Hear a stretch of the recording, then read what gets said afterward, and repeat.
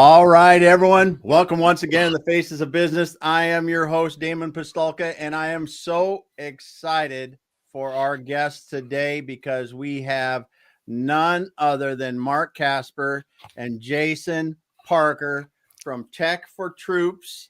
We'll be talking about that, but we're going to be talking today about providing a digital lifeline for veterans and what these guys are doing with Tech for Troops. Thanks for being here today, guys. We love being here, Damon. Thank you. Thank you for having us. It's a privilege. Yeah, it's going to be fun, guys, because it's just I love being able to highlight people that are helping veterans transition, help veterans upskill, just get adjusted to the private sector. So, Mark, if we could, let's go back a little bit and talk about the origin story of Tech for Troops. Oh, easy question there. Thank you, Damon. And hey, everybody out there in Never Never Land, Tinkerbell will be coming around here in a bit, right? So Tech for Troops started by a mother and her son, and literally a Marine came back from Afghanistan, couldn't find a job, sleeping on their couch, didn't have a computer, and he was borrowing the son's computer all the time, which is, probably he was doing more than borrowing it since he was a Marine, and got a job. But that was literally the genesis of Tech for Troops. Is the mom and the son were like, hey, why don't we do something like this for transitioning active duty out? And they started out, of course, at the kitchen table, went to their garage, went to a storage unit, and then they went to the place where we are at this time. Yeah, so tell us about what you guys are doing. I mean, you got a couple parts of your business. You guys are a nonprofit. You are helping the veterans, but just tell us a bit about your operations. You bet. So we have 4 programs. Really, the floor of the program is what I call it is guaranteed data destruction. So we have a hard drive shredder. We're HIPAA NIST or DoD certified for our wiping. If it fails the wiping, we shred it. We do reel-to-reels. We actually get a lot of tapes in. We get in thumb drives, and people want us to destroy that kind of stuff. So we do. And then we start out with what Jason does, and he'll be talking about this in a second, so I won't give it all away, is our game core, which you see the little logo next to him to his left, which looks like there you go. Game Corps, aiming for zero veteran suicide prevention. And it's not just veterans, it's everybody, right? Because suicide doesn't just affect the person who does it. It's that ripple effect out for everybody. The next thing that we do is workforce development. At this moment, we have online training for veterans, up to 5,000 free classes. So if they went to our T4Teducation.org, that's T4Teducation.org, they would go to our webpage, they could register, and then take everything from Microsoft Office on down to leadership, all sorts of stuff, OSHA training. And then we do in-person training with computers, and then veterans actually get computers from us as well throughout the United States, around the world. We've been and shipped to Guam, Puerto Rico, and someplace in the Middle East. I'm going to say Abu Dhabi, but I'm not real sure. So we do some international stuff. And then the last thing that we do is our recycling program, which is for the last 10 years. I've been working it for 9 years. In the last 10 years, the Tech for Troops has been open, and we have responsibly reused or recycled 1.5 million tons of e-waste, keeping it out of the landfill, using it for the veterans, whether we're going to sell it because we get in stuff that people don't want. And my oldest piece of equipment is a 1926 dictaphone. We have TTY machines in. So we don't want that to go into the landfill. We actually keep a lot of that from my museum and stuff. So those are the 4 things that we do. And I'll leave it back to you. So I've got to ask, you've got a museum. I mean, you're bringing up a museum here. Yeah. So what's your museum have in it? Jason knows more about it than I do in terms of stuff. I know we have like reel-to-reel. We have a rotary phone. We have 2 TTY machines. We have an 8-track player. We have a Mac Egg, so the old colored ones from the 90s.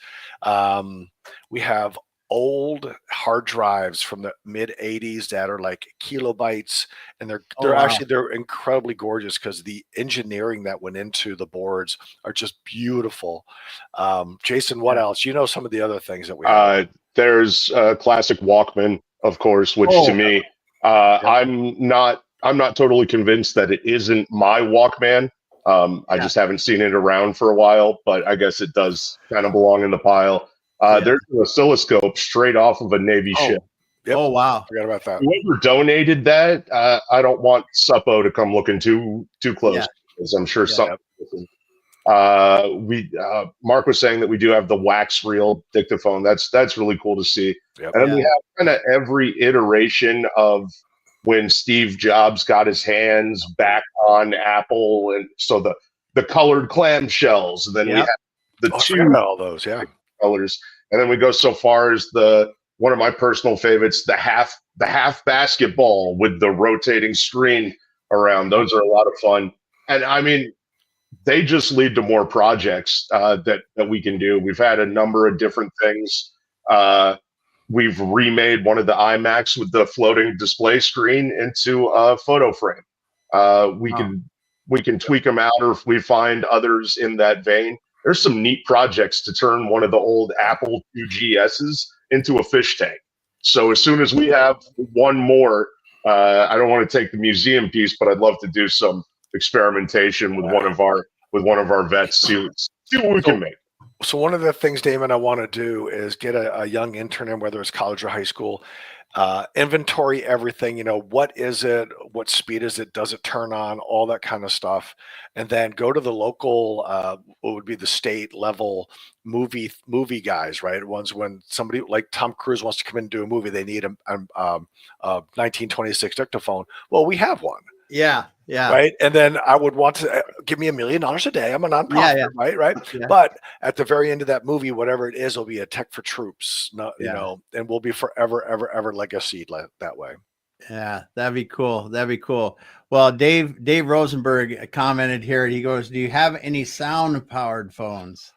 I think we do. I can't swear to it. I do have multiple head injuries, but I'm pretty sure I'd bet not my whole next paycheck, but part of it. Yeah, I think we do.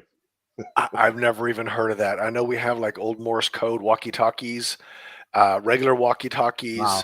Wow.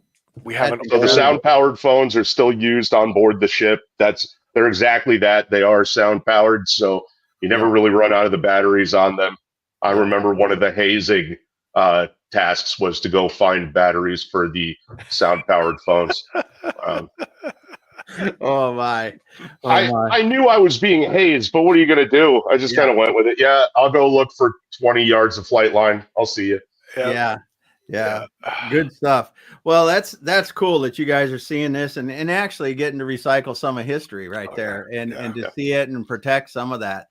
So as you're doing this, I mean, this is a cool model that you guys have, because the recycling and the donations of the tech stuff helps you to fund part of your programs and those kind of things to help with that. And that's really cool, because it's a big deal with a nonprofit. So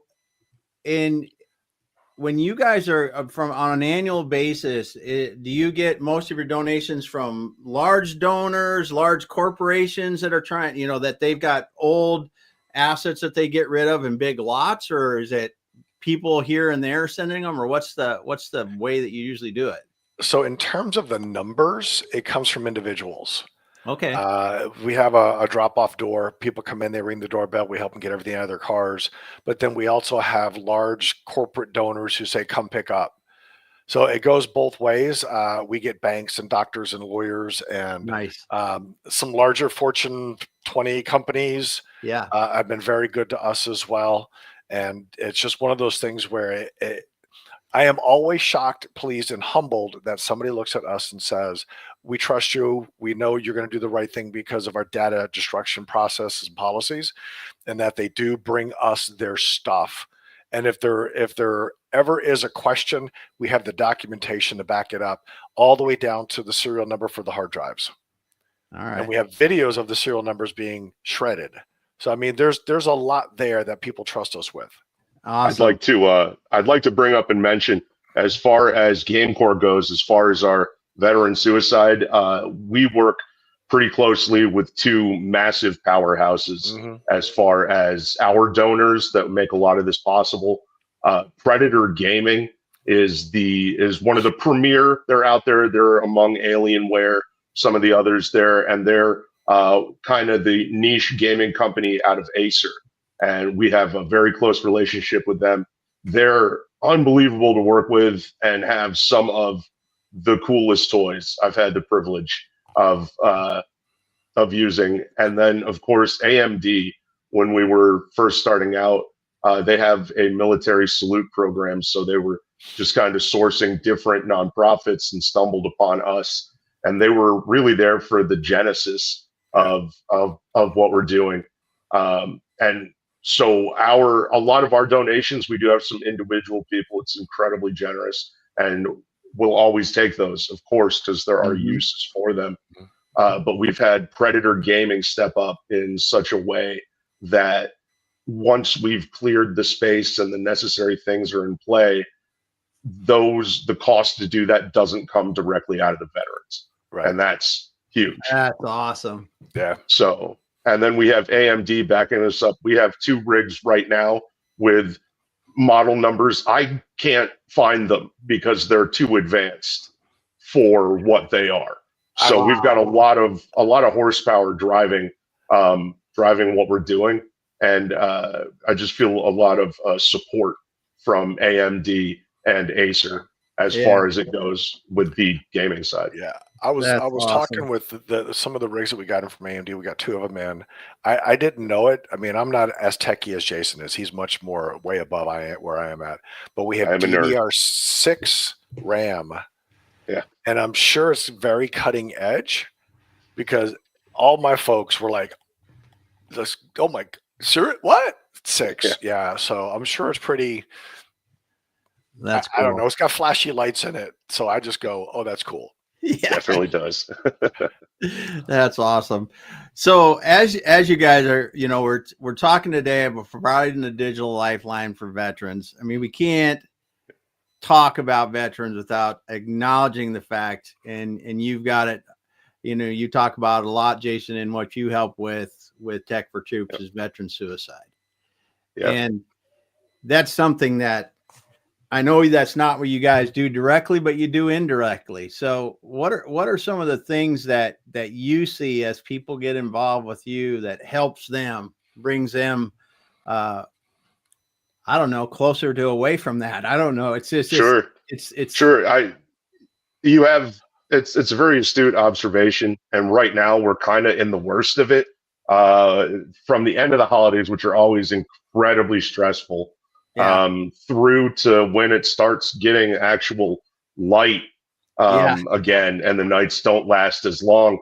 These are really the dark days. There are a lot of the guys, and it doesn't have to be something that you grew up with, but seasonal affective disorder can develop over time. I've found that since I've transitioned, I was a medic in the Army, so I spent a lot of time outside. But as my life progressed and it was more inside and inside, I felt myself much more affected by seasonal affective disorder. And it was only through therapy, which I'll always be the biggest proponent of, that it's not a fault of mine. It's not anything I did wrong, but this is something that you fix it and you drive on. And so one of the things that our biggest strength as far as GameCore goes, as far as pulling veterans kind of out of that darkness, is just a peer-to-peer network that gets where you're coming from. Being a medic, like I said, the most important item you have in your entire kit is triage, because you're going to treat what needs to be treated. And everybody in the service goes through a basic amount of first aid, but it's through our experiences that we learn for a kind of mental first aid. And it's fantastic that we have as many guys as we have that have volunteered and stepped up. We have a Twitch platform where we are an affiliated supporter, and it's one of those opportunities for some of these veterans that are feeling inconsequential, feeling isolated, to step out and, they're on a platform now where a couple hundred people are watching, or something they're saying matters. something that they're doing is affecting other people. And if it's the dopamine rush from playing World of Warships like we do, then fantastic. That's going to get you through to the next day to seek that help. But it's that initial connection that that we're there for, and it's the time after. Because when you're stuck in treatment, when you're going through rehab, when you're in a dark place and it's your apartment wall to wall, and it's the middle of January, you need to step outside, at least in your mind, a little bit. And we're all there. We are there in those later hours after visiting has ended on the wards. I've been there. It's a lonely place, but we're there just kind of hanging out. We're always playing some type of ridiculous video game, whether it's from actual as close to NASCAR as you can get with the IWM broadcast network. We air that on YouTube every Wednesday night. But we also play a game called Placid Plastic Duck Simulator, where every 2 minutes a new duck dressed as a different thing drops down. And we're not there. Well, some of us are there for the ducks, but what I'm saying is this is more just it's an open conversation. Yeah. And if you're having those problems, if you're going through that stuff, one of the strengths that that we've set up with GameCore and Mark and Tech for Troops have allowed us the freedom to do that is any of our moderators on our Discord or our streamers on our platform have gone through the very basic of crisis intervention.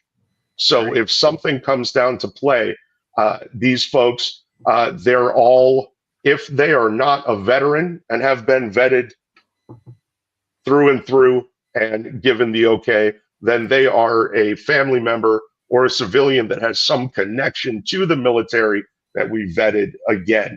So they're to be trusted. And not only that, but they've gone through a 3-hour in-person or online, it was their choice, VA saves class, which really addresses what you need to do. And what we are there as that link to 988, option 1. If you are a veteran, if you are a family member of a veteran, if you are in crisis, 988, option 1, bar none. But if you don't know you're in crisis, if you just think the day dredges one after another, nothing changes, and you're just supposed to feel this way because of what happened to you during the military, what happened around you during the military, that's not the way it should be. And I'm there to say that I was one of those guys. And now a lot of my strength comes from the ability to reach back out and say, even if you're not bleeding in a gutter, I get that you can be at the lowest point of your life. Yeah. And there are still people that get that. Yeah. And there's people that care. Yeah. Yeah. And that's awesome. That's what Jason brings to the table through GameCore, aiming for zero. Jason, I don't know the number, but if you would enlighten the audience. It's 15 lives that we've saved over the past it's 17 months now. Wow. So yeah, that's significant, and that stretches across the United States at this point. A couple of our the guys that have joined our cause went through some dark times right up near your area. So we have a reach that is it's becoming impressive, I like to think. Yeah. And and veterans that are in this situation are everywhere, because what's the current statistic now on suicides daily for veterans? It's between it's 15.6, which I never understand how they come up with decimal points for this. Yeah. But it's between that and 19 or so. Yeah. And I mean, aiming for zero is our line, because any number other than zero is unacceptable. Yeah. Yeah. And with it being the holidays, it'll go up above 19. Oh, yeah. Yeah. It might get up to 25, 27. And the one thing that we are pushing towards and want to do and are working towards is the on base training accidents that happen that are not training accidents, but are actually somebody doing the unthinkable in their room. And we're trying to get on bases to have a face-to-face with the men and women who self-isolate. So that is part of one of our I should say it's one of our goals through Aiming for Zero, is to help the active duty as well with this. That's great. That's a hard nut to crack because they don't want to admit. Yeah. Because it Well, happens. and this is, as Mark was saying, it's incredibly difficult for all sides on this. When it comes to the pen and paper of it all, we are Army property, and you tried to destroy Army property. But on the other hand, this isn't somebody that's going to be fixed by putting them in a dark room and telling them to feel better or else.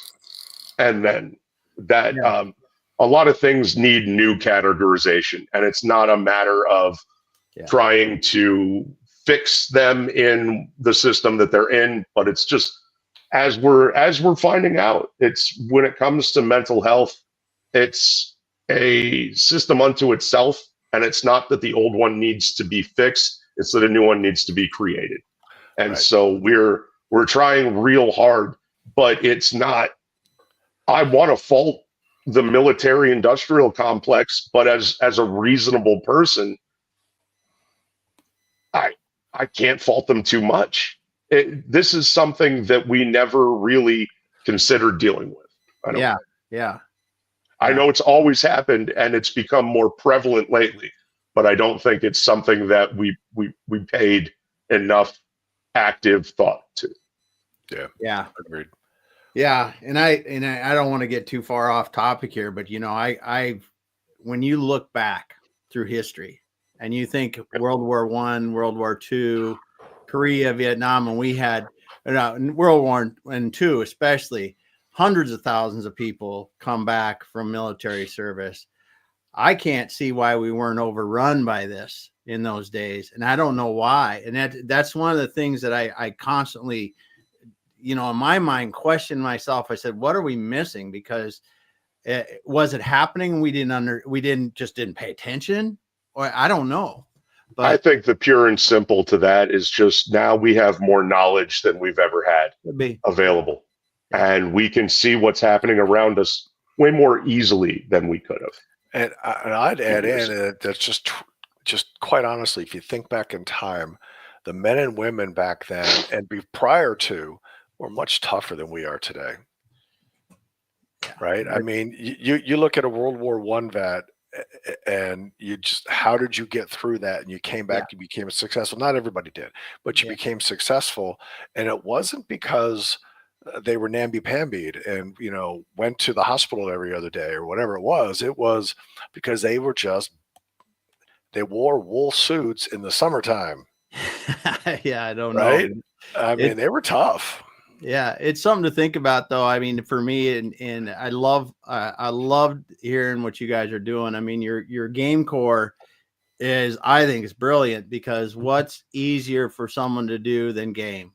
I mean, it's easy to do. It's easy to get on Twitch and watch other gamers, to comment, to talk, and it's not like I'm in a room with a bunch of people that are talking about their problems. We're just watching a game. We're having some fun, and I can get a little bit of a break from my life, my situation for a moment, and then your people that are trained can be helping them if they see the signs or the things that they need to over time, and really help them. That's cool as heck. Yeah, it's you were going to be there doing that anyway. Yeah, why not do it? And I mean, the genesis, exactly like you said, if you have them, they're captured and they're going to hang out just like they're watching a sports game. This all came from my son moved away to Twin Falls, Idaho, when he was about 5 years old. And no 5-year-old wants to talk to you on the phone. But I got him a Nintendo Wii, and I figured out that if I played him in Mario Kart, I could keep him on the phone for 5 hours. And eventually he was going to talk to me about his day. Yeah. And so I went back and I looked at that and I was like, most of the guys I've worked with are about the same maturity level as a male 5-year-old.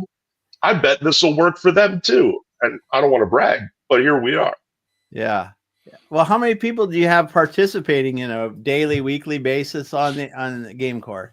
So one of our strongest numbers that I like to tout is that we have about 57 people that are active at any given moment on the Discord. There's 57 people either watching the same game being played, talking about something in a chat room. As far as our total Discord numbers, I would love it if they were higher. They go through ebbs and flows. Right now, we're at about 450 or so. The goal is to be over 1,000. Yeah. If we can get over 1,000, then you become publicly searchable on the internet. And one of the biggest phenomena that's begun to occur when it comes to self-inflicted, excuse me, suicide is that they'll typically search for the effects, the pain level, ways to commit it. And my hope is that by making our group publicly searchable, when you're then searching what's the best way for me to do the worst thing, instead of a result for that we would come up and say, let's not think about that right now. Let's think a little bit more along the terms of what are other options you might have, and kind of funnel them onto us. So that's been my driving, excuse me, my driving goal is to get our Discord above 1,000. Our Twitch has 578 subscribers, so we're doing very well. Our Twitch events are well attended. We're very proud of them. And as the program grows, you can tell that our technical proficiency is it's growing as well. We started at the bottom, but we're earning our way up there. That's nice. That's nice. So, Mark, you're leading the charge here. What makes you excited about what Jason and they're doing with the game core? So what makes me excited is, I got out of the Marine Corps in '87. A bunch of my buddies around that same time, right? We all went in at different times. It came out, but suicide affects you when you hear of a friend doing it. And about 3 years ago, actually it was 2022, so 2 years ago, a buddy of mine, he was a good man. He decided to lay against a tree and took his head off. Yeah. And at that moment, Jason was, I don't think you were with us yet.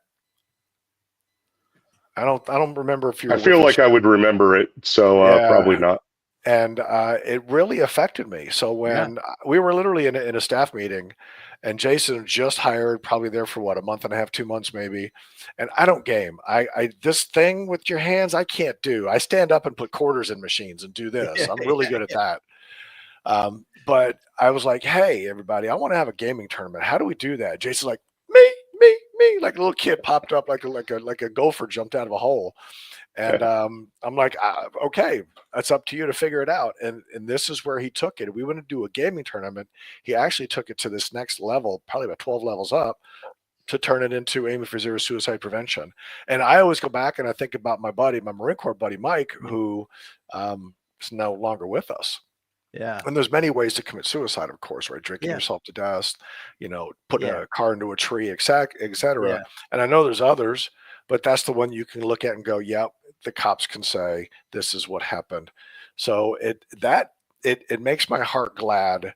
It's soul satisfying knowing when he comes in, usually on a Monday, maybe on a Tuesday, like, hey, we just had another interaction last night and here we go. We're at this, or I'm talking to somebody. I'm like, Jason, we're at 12, right? And he's like, no, we're at 14 now. And I'm like, yeah, holy crap, what happened? How did we do that? And my goal for him is to make this an national, it already is national, but I mean like a nationally known program. So when the VA has an issue, he's the expert. When private institution, mental health institutions have an issue, he's the expert to say, what did you do and how did you do it? Let's hire you in to make this happen and all that kind of stuff. So we're moving in that direction. It's a slow move because there's a lot going on besides game core, right? Tech for Troops is at a place now where we have to buy a building or lease a new building, but long-term lease, like 20 to 30 years type of thing. And I need triple the space. I have about 8,000 now. I need at least 20 to 24,000 square feet. Nice. And our box truck was just wrapped. We want to expand into multiple localities across the country. So, I mean, there's so much going on that I need to put more time, effort, energy into working with Jason to make this happen. And it might happen this year, but we're gonna get to a place where folks are gonna go, what? We're already doing the what, but it's gonna be like, how did you do that? Yeah. Because he comes in and says, what about this? I'm like, make it happen. Very cool. It's just things like we bought a driving rig for the NASCAR thing. And I'm like, why are we going to use this? Well, here's what we can do, blah, blah, blah, blah. And I'm like, make it happen. Yeah. Right. And we spend the money to do it because it makes sense. It's common sense in my book. Now, yes, that is a hard thing to do budget wise. Yeah. But at the same time, if it makes sense and eventually we can recapture those funds, we're going to do it. Very cool. So if we're sitting here talking today about Tech for Troops and the game core that you guys are doing that to help veterans and all your different things, your data destruction, your e-recycling of tech products, and then your training, workforce development for veterans. What are some of the things, if someone's listening today, that could really help you? The corporate executive that might have access to things, the individual, just tell us what you guys need, because let's see if we can't get some of it coming your way. You bet. So we can always use computer equipment stuff, right? And it doesn't have to be laptops or desktops. We take servers, routers, switches. We don't like printers. Printers are considered e-waste. I mean, like they're toxic because of the inks and the toners and stuff. We'll take those for a fee. Flat screen TVs for a fee because they're so cheap today. You can't really fix them anymore. But what we need is access to CIOs, CTOs, foundations that are willing to support the veteran community and to be able to sponsor us, to supply us with the funds to expand. So we want to be able to have Jason expand and do events all over the country, have multiple driving rigs at NASCAR in Dallas, right? Boom, they're driving and he's got 4 rigs going. And the reason why we're there is because of that, but we're also talked about because of the same thing that we're doing in the suicide prevention. It's not just doing events and, let's have some fun. It's no, here's what we're doing and here's why.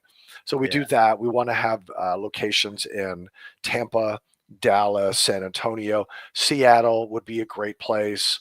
All over Las Vegas, just all over, so we can do what we do in person. And that way the vets aren't like, well, that doesn't apply to me. I can't get there. Yeah, you can. We're within, walking distance of wherever you live now, because that's really where we need to be as Tech for Troops, where you're at, because we need to be there for you. And that's really our goal. Yeah. The digital version of the USO, if you will. Yeah. The digital version of the USO. I love that. Yep. And for I can't answer for Jason what that answer is. But I mean, Jason, what do you need? What are you looking for? So when it comes to it, we have just massive amounts of enthusiasm, but we would be looking for any type of endowment or grant that we are eligible for, as far as the mental health applications for it. When it comes down to it, cash donations are best. We are incredibly lucky that we have a lot of the gear to work with, but it just comes down to the ability to mobilize us and get enough people, bring some of those veterans into paid positions where they're not only making this content, but we're actually putting them on to better, higher positions within the same thing. So those funds are essential. I don't know the gentleman's name, but up in your area, Damon, we have a gentleman who is um, twice now. We've had to, Jason did, right, help him out, and he went in to see a therapist, and therapy's like, I need to put you away, type of thing, and it didn't happen. Right, the guy got out, walked out, whatever it was. But my goal after hearing that from Jason is to find a way to get him to a treatment center that's not going to treat him like a number, Yeah. not going to treat him like a cash cow, but going to try and help him out. And it's going to take, my guess, Jason, and you tell me if I'm wrong, it's going to take 4 to 6 months for this guy. It's not going to be in, Yeah. out. And I want to somehow, and it's not going to be part of our mission. It never will, because that's not who we are. But I need to have somebody who's within the sound of my voice saying, where's he at? Where do you want to send them? And there's a treatment center in Texas that I know of, and a treatment center in Virginia that I know of that has a very high success rate. And get him either to Texas or Virginia, pay for his stay, and then get him back where he should be. Yeah. Because we owe it to him. Yes. And that's what my ask would be, is how do we, it's not going to be our mission. How do we, though, get in with those folks who have the same passion and the same knowledge and the same opportunities to support our vets who are in crisis, who need our help, but don't have the funds to be able to say, all right, I'll put 30 grand out. Let me, I have no idea what the amount is. I'll put 30 grand out to make this happen, because I need to be better, and I want to be there for my wife and my children. I don't want to be the deadbeat dad or the guy who comes home and he drinks himself to sleep every night, because that's not who I am, but I don't know what else to do. How do we change this? Yeah. And we can do that.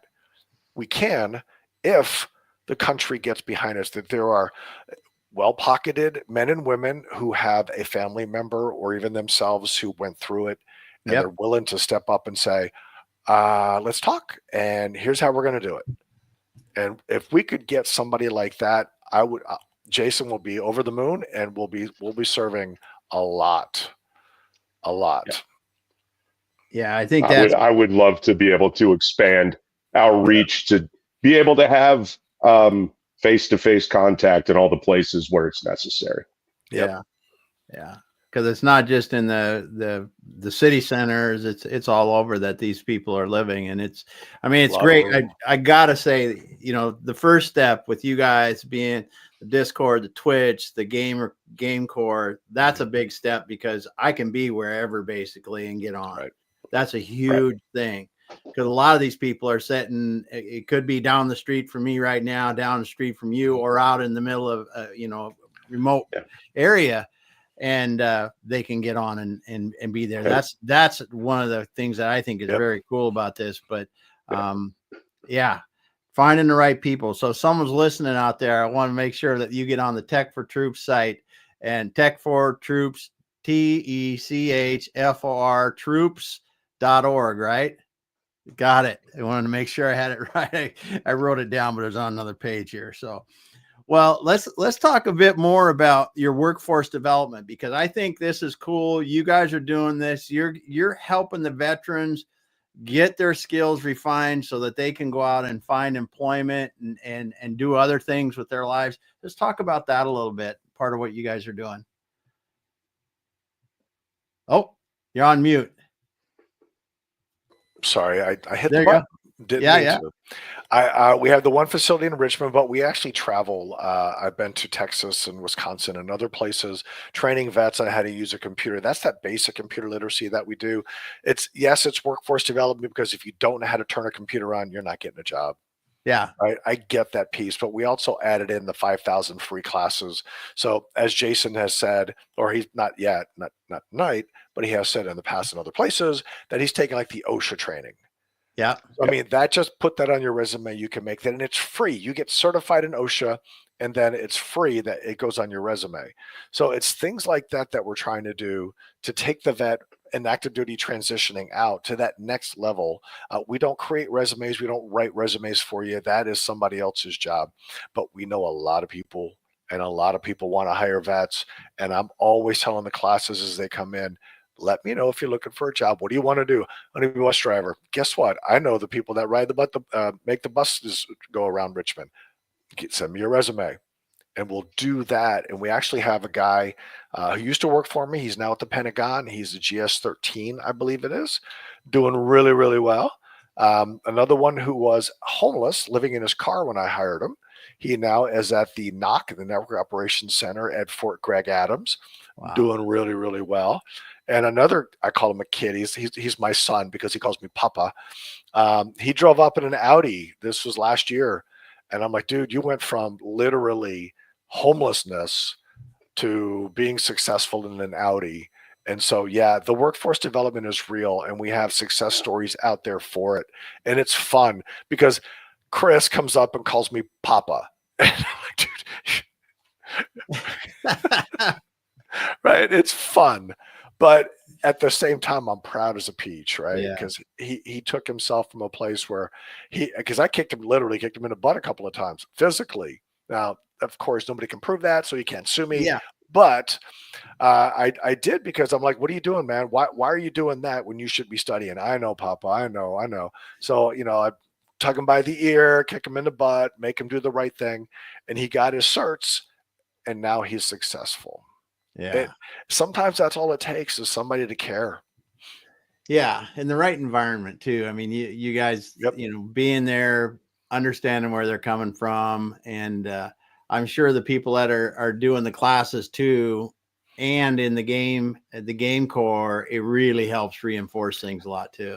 It does. And Jason, tell them you're the educator as well. We run a small ship. Yeah. But we are powerful. Yeah. There's a lot of people. I mean, you can teach anyone anything if they care about the material. And a lot of games now, a lot of our technology is more integrated. So you don't necessarily need a $400 console or a $5,000 gaming computer. They do now what's called game streaming. So an Xbox controller knows what a computer is if you plug one of those in. So I'll tell the guys while they're getting their computers, look, if you pay attention to this stuff and you sign up for this Microsoft account, then you can actually log into Xbox and be playing Madden later today. And all of a sudden, everything I say matters. And there's 2 rows of people hanging wrapped on my every word. They didn't know that was a possibility. So one of my specialties is finding how a lot of the different technologies work together, how you can use one tech to teach another. Yeah, that's awesome. That's awesome. He's good at it too. So as you guys, I mean, we're here at the beginning of 2025. What are you guys excited for this year? Oh, golly. Do you really want me to go there? Yeah. Oh, all right. Well, I firmly believe that we are going to either have a contract in place to move, or we're going to be towards the end of the year, because it takes time to move from building to building, be moving into a place. Nice. That's the first thing, right? So we're at 8,000. We need 25,000. The second thing is that we will have a location on a local military base soon. And just waiting on the building maintenance folks, or whatever their title is, to find the building for us. And I'm like, look, you don't get to pick my building. I want to have say in that building, because I need to make sure there's certain things. I don't want to go into a moldy, damp, nasty place and then clean it up for you. So those conversations are going on, but that's going to happen soon, and we'll be able to announce to the world that we're on a military base, right? We have 2 locations. Nice. Jason and I started a training facility up at Catholic University with the Veterans Upward Bound program, and they want us to continue classes up there. We also have a location now coming at the beach, Virginia Beach area, I should say, Newport News, where we have a location where classes can be held there. So, I mean, we're expanding. And then the other part of that is that I firmly believe we'll be looking at expansion to other locations. It'll be towards the end of the year, but it's going to happen. And then there's one other thing that I posted out on LinkedIn. Like, we have a big banner thing that, and I can't say anything yet, because I'm going to be streaming when we show this and where it's going to be at, but it's going to be, folks are going to be like, what did you think of? And it's going to be fun. It's going to be fun. I'm so looking forward to that. Jason, how about you? Where are you going to be Yeah, at here Jason. come January 15th? I'm really I am dedicated to and very much hoping that GameCore is going to grow its digital platform and its digital domain. We've been missing a well functioning website for some time now, so we're taking some time and dedicating that, building that up and building GameCore into more of a just kind of a bigger, as far as what apps that we're available in and different avenues to reach the people that may need to hear what we're saying, looking at a podcast and other things. And then just on a personal note, my son's graduating high school and it's going to be joining the Navy, so I'm getting excited to drive to Idaho and see that happen. So I hope it's a good year, but Yeah. I have high hopes. And one more thing, Damon. I mean, I don't have, I do have my number for last year, 2023. Well, back up, 2024 just left. We haven't done our taxes yet, but for 2023, our overhead was at 14%. Oh, wow. So we're incredible. very, very low, right, for what Yeah. we do and how big we are and how much we do. Yeah. And it's crazy. But my hope is that folks can start seeing that how Tech for Troops works, what we do, how we do it is worthy of being supported, because there's a lot of folks out there who don't understand what the digital divide is, what a computer means in a family's life, whether it's the husband, the wife, or the children. It doesn't, if the kid can't do the schoolwork, then they're not going to be successful in life. Yeah. And if the dad can't get online or the mom can't get online and do homework for their college or whatever they're doing, they're not going to be successful in life. Yeah. You know, I went to school in the days when you went to the computer at the library to get your work done. And that sucked because I was away from home hours upon hours doing my schoolwork. Mm-hmm. You don't have to do that anymore. You can do it straight from your home with Tech for Troops, laptops or desktops, and make it happen. Nice. Well, I just want to thank you guys for being here today. Again, we're talking with Mark Casper and Jason Parker from Tech for Troops. Again, Tech, TechForTroops.org. I want you to get out there, support them if you can. Reach out to them, figure out if there are ways that you can work together. And if you're another group that's helping veterans, because I have some people listen to that once in a while, hey, reach out, because there are things that you might be able to collaborate and do some good stuff together. I just want to thank you guys for everything that you're doing to help the veterans. And I just wish you all the best. And if we can help in any way, let us know, guys. You got it, Damon. Thank you so much. All right. Thanks, well, David. I want to thank everyone for listening today. Dave for stopping by, dropping a comment in there right away. And John, comment here just at the end. You know, thanks so much. And we are going to be back again next week. Guys, hang out with me shortly offline. We'll wrap up. You got it.